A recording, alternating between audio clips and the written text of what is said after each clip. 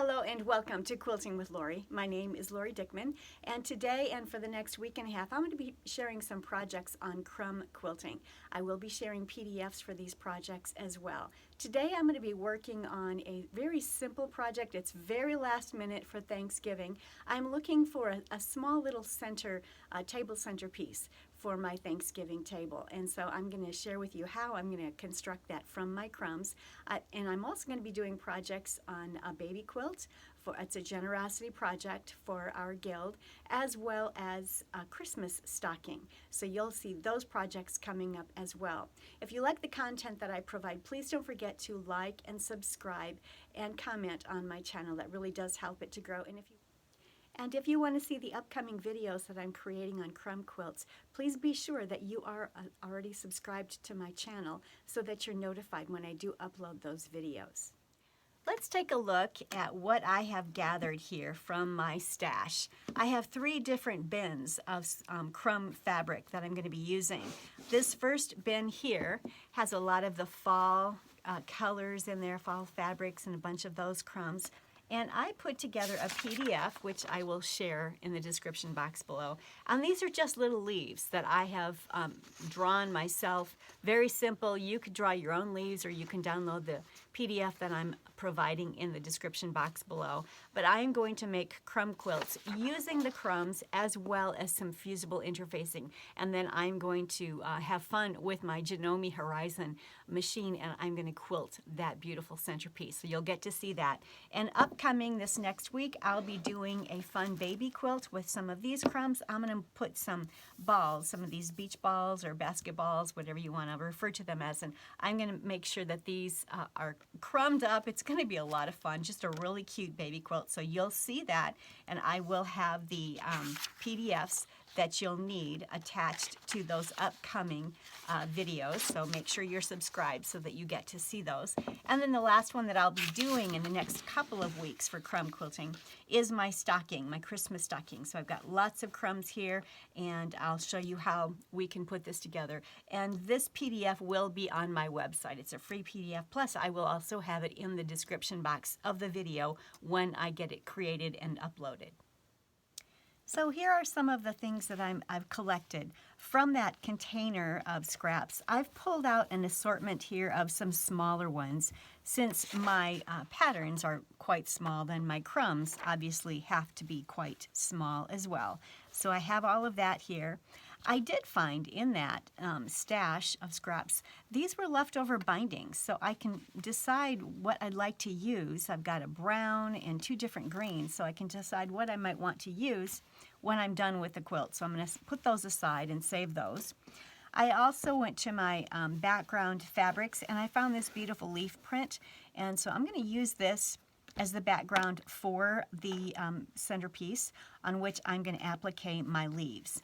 And it's not going to be a very big, probably maybe 12 to 14 inches in circumference, I believe. We'll see here once I get started. But these are the leaf patterns that I'm going to use, and I think I'm just going to use one of each of those and put them around the circle. So that's the fabric I intend to use.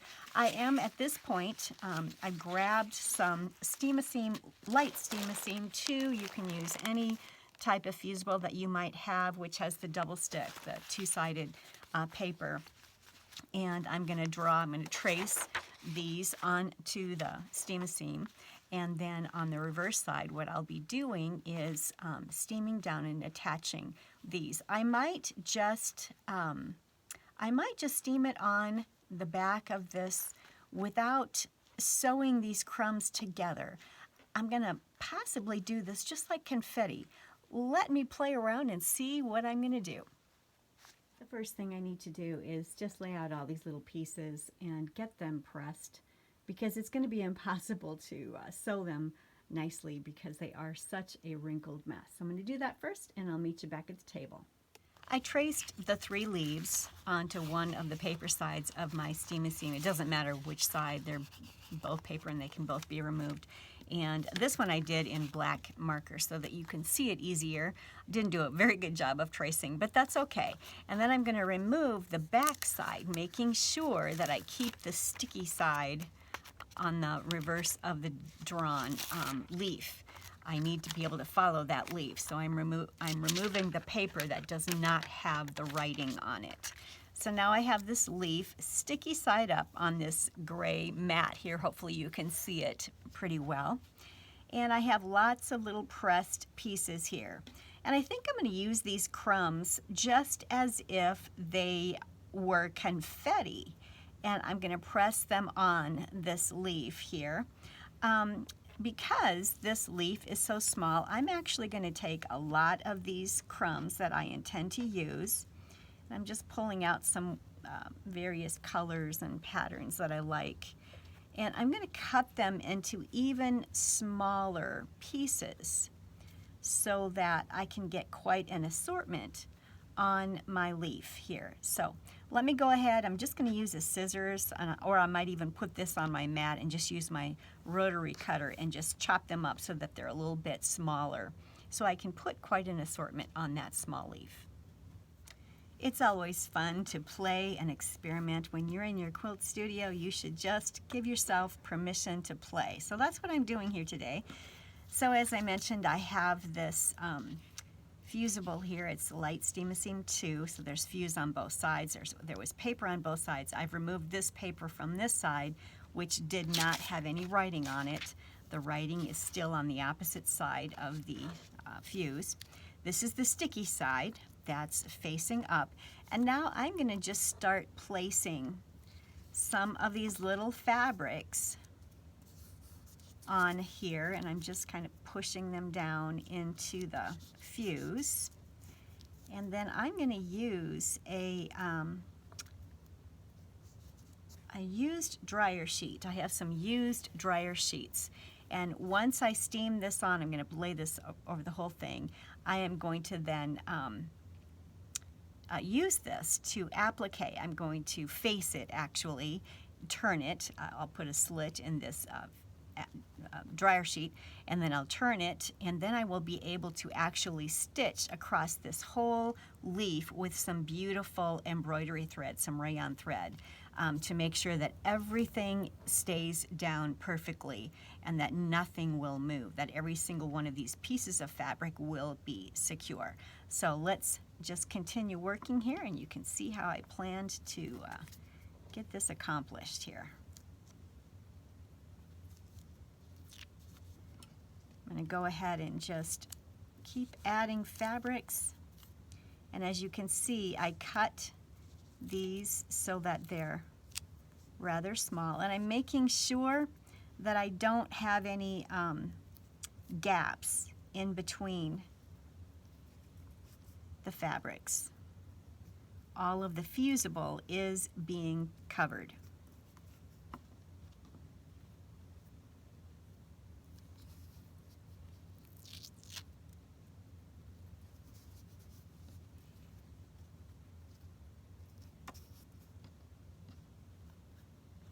Getting rid of extra threads as I go.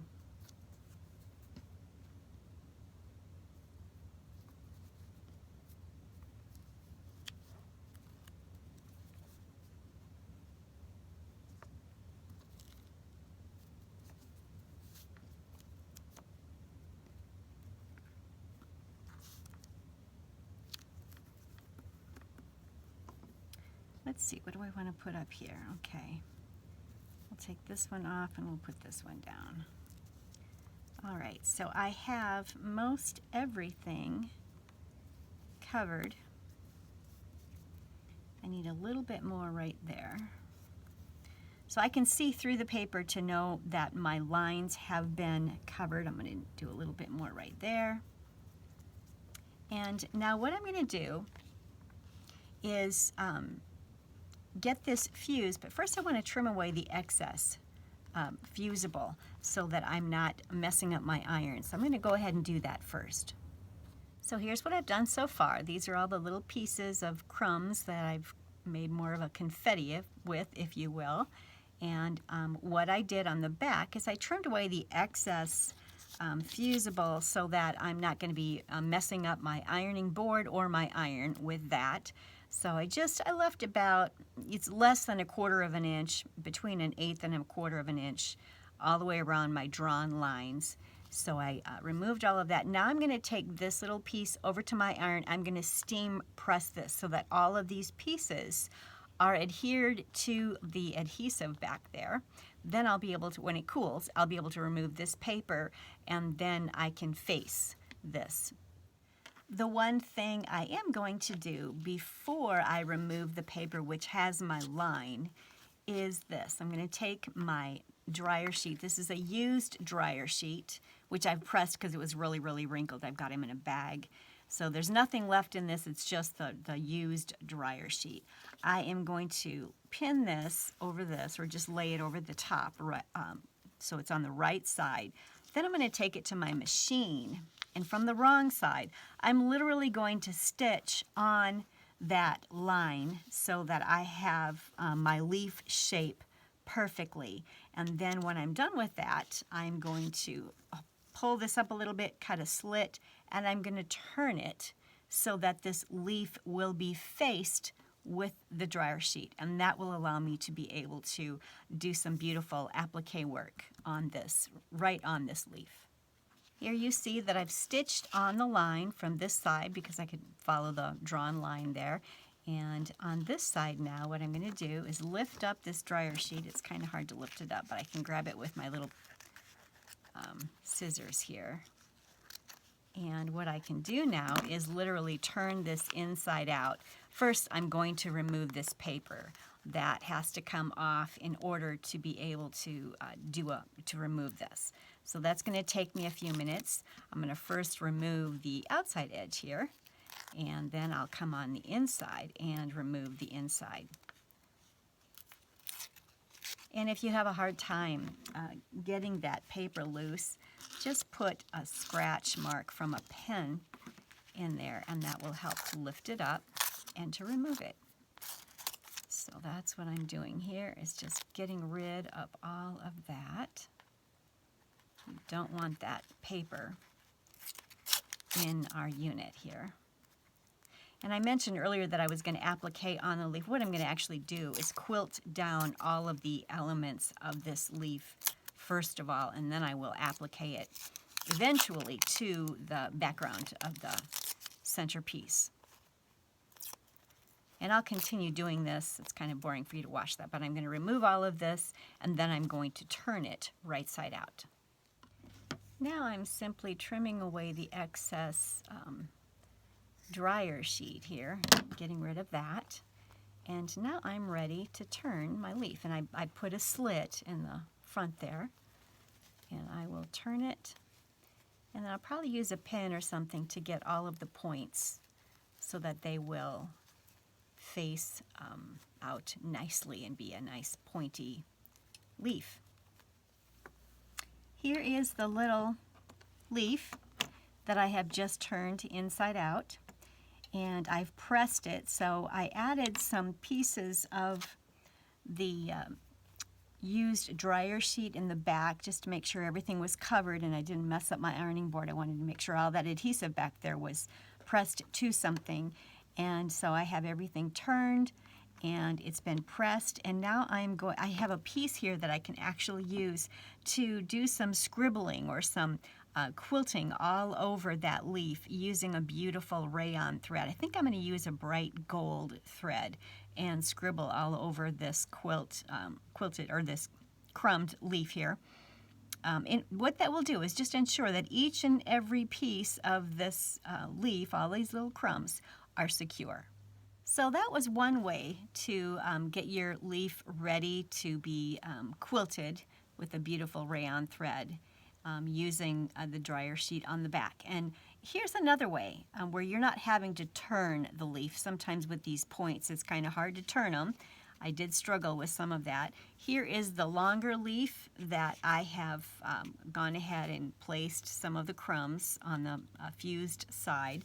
This is the line of that leaf.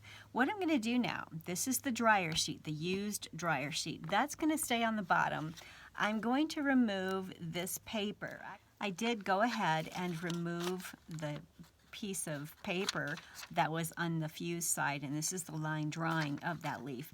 And now this leaf is pressed up against this dryer sheet. What I'm simply going to do is flip this over and place this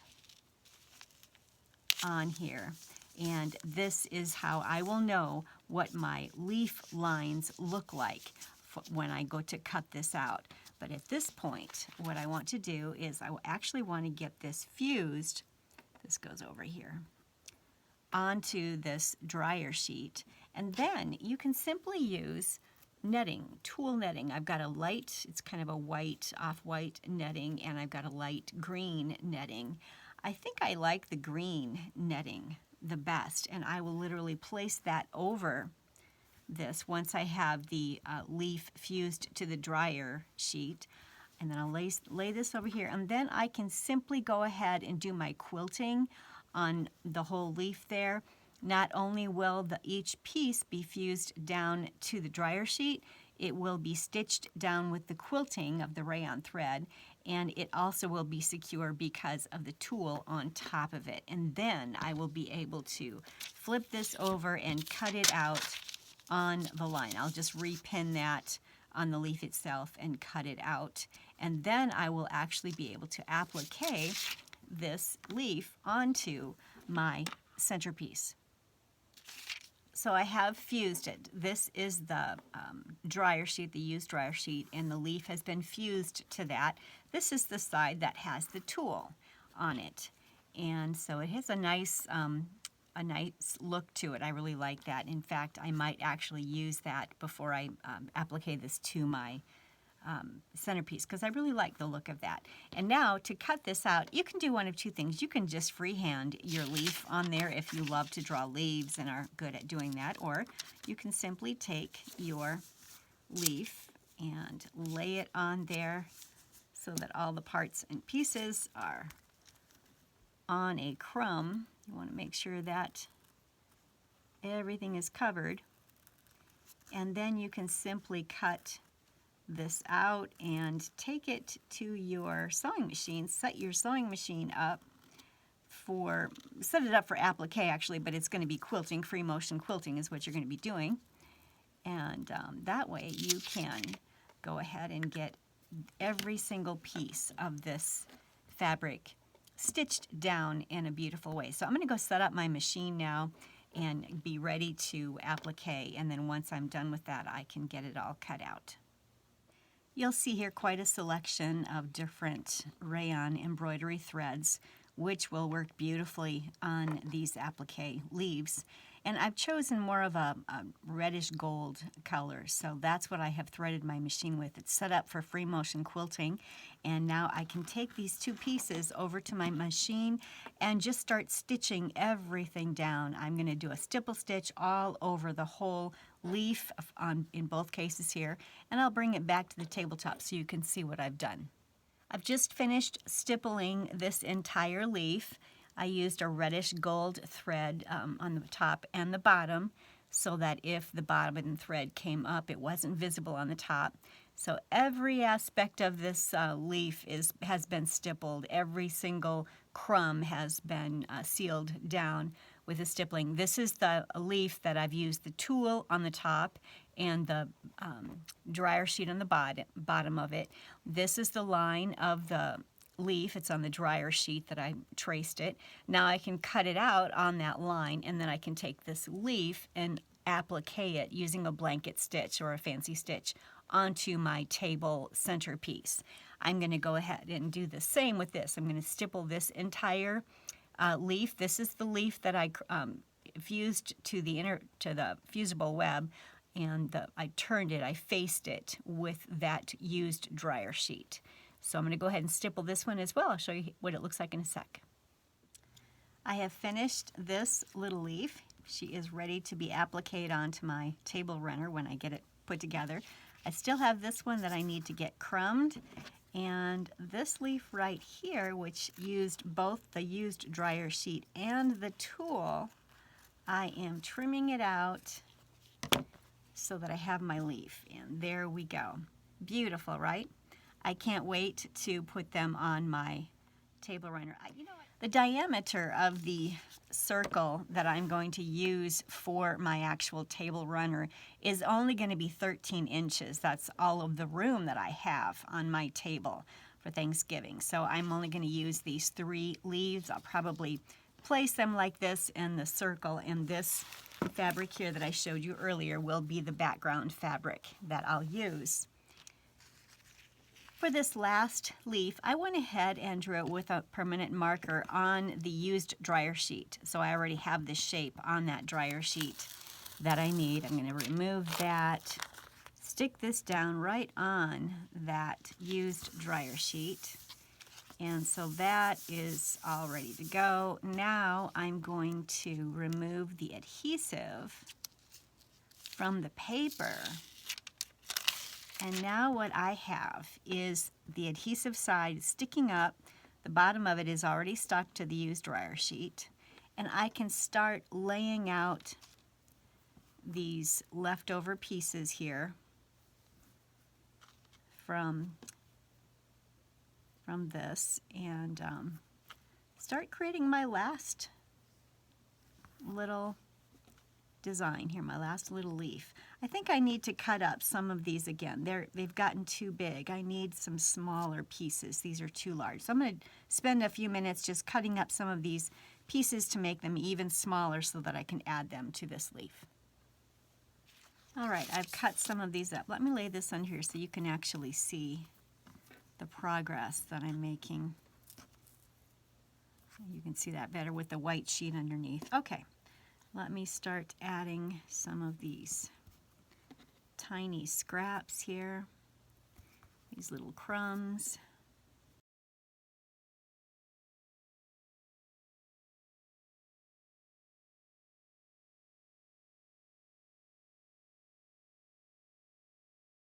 I flipped it over to make sure that I've got everything covered between the lines there. I don't want any part of the leaf not to be covered, and make sure as you look through to verify within the center of it too that there's no open gaps there.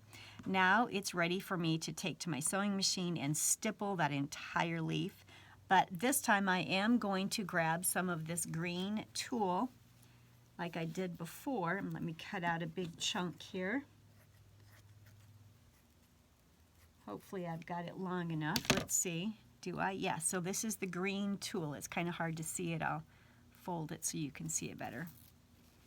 And now I'm going to lay that on here and take it to my sewing machine. And I'm going to stipple quilt this entire leaf so that every single piece of those crumbs is sewn down. You can create your circle table runner, or maybe just make a square if you choose, but you can create your circle from either a plate or any kind of a circle object that you have that you can trace. I'm going to use the Omni Arc by Omni Grid, and you just fold your fabric in fourths, and I have both my top and my backing fabric folded together here. And I'm just going to trace on the 6-inch line on the back. I'm on the wrong side. And then I will cut it out, leaving myself a 1/4 inch seam allowance so that I at least have a 12-inch circle with my seam allowance. And so that's how I'm going to do it. It's the simplest way to accomplish that. So there's many ways to get a circle, but this is just one. I've pinned the leaves onto the top, or the background I should say, of my center table runner here. And I'm going to take them to my machine now, and I'm going to quilt them, or applique them, excuse me. They have been quilted, now they need to be appliqued. I'm just centering that a little bit more.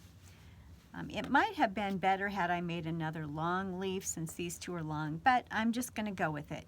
This is what I've got, this is what I'm going to go ahead and applique. So I'm going to do a blanket stitch around the edges of these. I'll bring it back here when I'm done.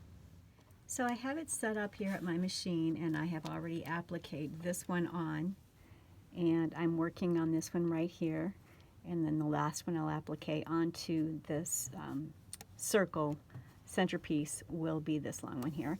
And I have my machine set to blanket stitch. It's 3.5 inch in the width, 2.6 inch in length. And so that is what I'm doing. I'm using a beautiful gold, reddish gold thread here for it. And so I'm going to continue doing this, and I'll bring it back to the tabletop and you can see it in just a minute. I have the applique done on all 3 of the crumb leaves, and now I'm going to do the quilting. The first thing I'm going to do is quilt very closely around each of these applique units, and that will secure them. They'll kind of pop in that point. Then I'm going to echo quilt. I'm just going to echo the entire table mat here, this entire centerpiece. So let me first of all do the quilting right around this applique elements. I'll bring it back and show you that, and then I'll start echoing and show you that.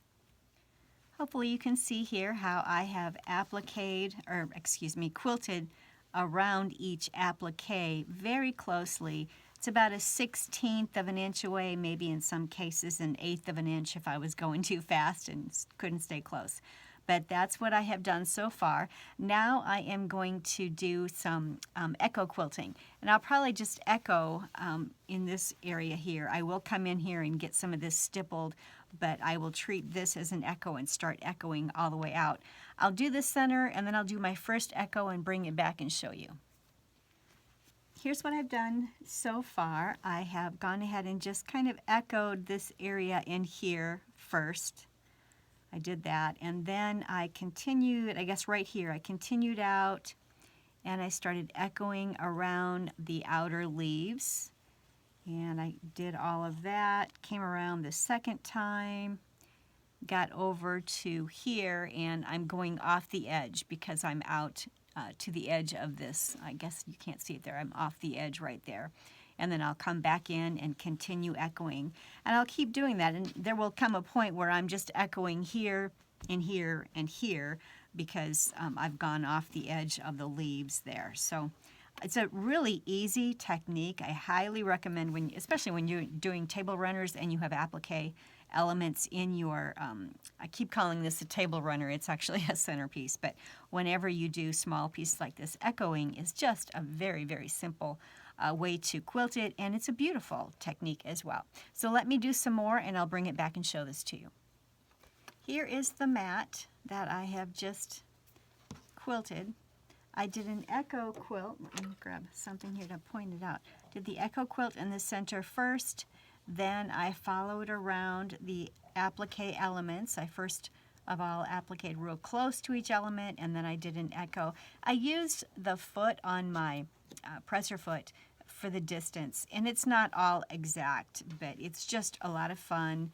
I went ahead and just echoed all the way around this, and I love it. When I also, what I finished doing in the center here was with that same thread, this gold thread, I put it back in my machine, and I did some outline stitches here of the veins of the leaves, which just gave some definition to these 3 leaves. So that's also what I did. Now what I can do, I had my bindings, here we go, here's my bindings. These are some options that I might work with because they've already been cut out, and I might use them. I think I like this green one the best right here. And it's always great to have a scrap stash where you've got a lot of stuff that you've already got cut out that you can use. And I believe that I am going to have enough that I can go all the way around. I'll have to check and make sure. I'm going to trim this up to the right size. As you can see, the batting and so forth is extending. So I'm going to trim it up to just the way I want it, and then I'll check to make sure I'll have enough of this binding to go around this centerpiece. I've got the binding on. The little centerpiece is finished. I love it. I had just enough of this binding, just a little bit left over. I'll put that back in my crumb stash. It's great to save all of your leftover binding pieces because you can certainly use them at times. So this is completely done. I have to hand stitch the back of it down. I don't have the back of it hand stitched down yet. It's not really a circle. When I cut it out, I cut it more of it's kind of an oval. But I really love the project. It just took me an afternoon, and this afternoon I have been doing laundry. I've got lunch for all of us. I've let the dog in and out a couple of times, so it didn't take long at all to make this entire project from beginning to end. So it's definitely something you can do in the afternoon or in evening and have it ready for your Thanksgiving table for Thursday. Thank you so much for joining me today as I shared with you how to make the Crumb Confetti Thanksgiving Centerpiece. It was a real fun project to make, and I hope that you'll all make one as well. I hope you'll all have a blessed Thanksgiving holiday this week. There's so much that my family has to be thankful to the Lord for, and I'm just hoping that each and every one of you will be just as blessed as we are. And hopefully you'll go ahead and make this project for Thursday. I'd love to see pictures if you do. Go ahead and post those out on my Facebook page. It's Scrap Up Your Stash, Quilting with Lori, Scrap Up Your Stash, and I'll have a link below so that you can do that. So until next time, don't forget to like and subscribe, and please comment below. I'd love to hear comments from my viewers. Maybe you could tell me what your plans are for your Thanksgiving holiday for your family. Love to hear that and read the comments from my viewers. And definitely don't forget to subscribe so that you do get notified when I post all of the new videos out there on my Crumb Quilting. I've got a lot coming out, as well as all my normal videos that I post on my YouTube channel for Quilting with Lori. But thank you so much. You have a great week, and we will see you soon. Happy quilting.